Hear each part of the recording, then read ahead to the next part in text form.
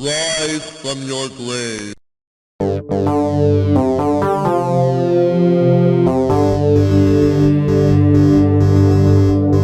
That's right. I'm back. And I'm still reusing jokes too. But yeah, it certainly has been a while. It would seem like things really have a way of coming back around, don't they? It has been 2,606 days since I last posted a video. 7 whole years and some change since I last did anything related to video editing or producing or anything of that matter. You know, the videos with Stefan on Silver Rooster notwithstanding. So, what's changed in the greater portion of a decade? Um, I would hope in equal measures a whole lot and almost nothing. I'm gonna be completely honest. I've dreaded coming back to this for so long that I truly almost believe that it would have been far easier for me to just start a new channel free from all of this old baggage sitting around me that would come with starting back up here. But I'm not willing to let that happen.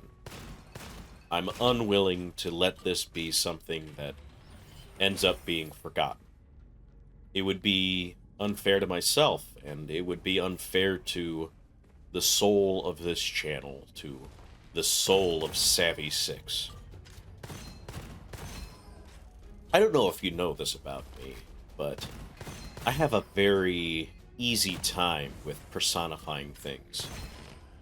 I've spent a good, healthy chunk of my life listening to my own preconceived notions as to what something I own thinks about how it's being used.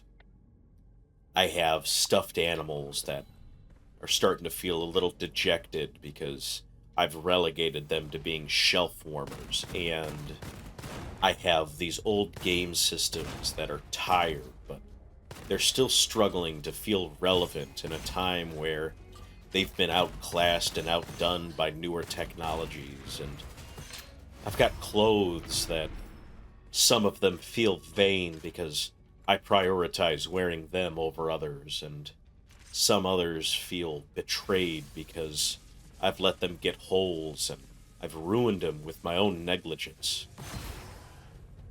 What I'm getting at and what I'm trying to say is that for a very long time I've held a lot of guilt over this, that there's been an enormous weight that has just been sitting squarely on my shoulders in regards to this channel and how I abandoned it. I'm not going to sit here and act like this isn't a proper amount of guilt. This isn't an unfair punishment in my eyes. Several of the series that I've ended up taking down. I haven't completely deleted them or anything, I just privated them because they've remained unfinished and I've abandoned them.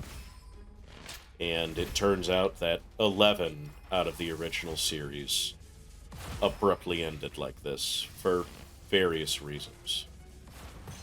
Some of them, like The Legend of Zelda, Wind Waker, and Five Nights at Freddy's 4, those ended up becoming unviable because the people who I was recording them with expressed a disinterest in continuing.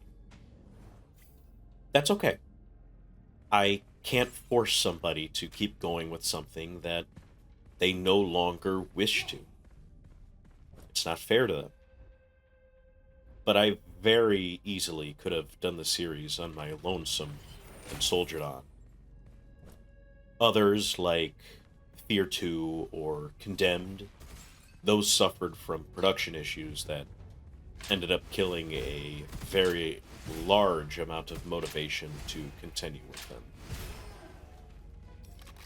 And that is a very common thread that attacked me during my early YouTube career. It was an insanely common issue that I just suffered from. Franbo, the two that I already mentioned, Rage, Bloodborne, and the one that to this day still just weighs down on my heart, Banjo-Tooie, all petered out because a large chunk of recording had audio issues, or it glitched and artifacted and just ruined itself and killed me. Now, I'm not just gonna sit here and demand your pity on all this. I don't want to kill the mood. I just want to explain myself. I want to be able to say, this is where I messed up. This is where issues arise, and this is where I would like to apologize and continue on from. I have, if anything else, in these years that have passed, learned that transparency is okay. It's great. It's awesome. You know, admitting that there are issues with the backstage efforts is a totally okay thing to do. It's amazing to do, to be able to say, yes, the video is going to be late because I lost the footage. I forgot to hit record audio, and it is fucked up. It's a great thing to do. So, going forward, I'm putting myself on a very strict understanding that these videos can and will take the time that they need to come out properly. If I think they need more work, I will give them more work. It's only fair. The flip side of that, though, is that I can't just hide under a rock and abandon things again when I feel like I'm getting overwhelmed. That can't happen. The new channel art is a way for me to make a complete break from the old to the new. I've changed the logo, I've changed the profile picture, I've changed the background. Everything has been changed to facilitate this. And Puff, the new mascot, is going to be the main face of the channel, not me. I've made myself a promise going forward that instead of worrying about these analytics, I'm just not going to focus on the viewer counts, the likes, the subscription count. I don't want to worry about any of that. I don't even want to really look at comments. I just want to be able to put these videos out and let them grow free from outside influence. If I like the videos, they should be good enough to share with others. So, old series that I have are going to get a fresh, new coat of paint and a new playthrough. It's not like I really remember everything about them anyways. I hardly played most of them all the way through, and that was close to a decade ago. So, memory is fairly short in that department. So starting off, I'm going to play through Fear 2 again. I'd love to. And then after that, I'd love to go through Condemned Criminal Origins again.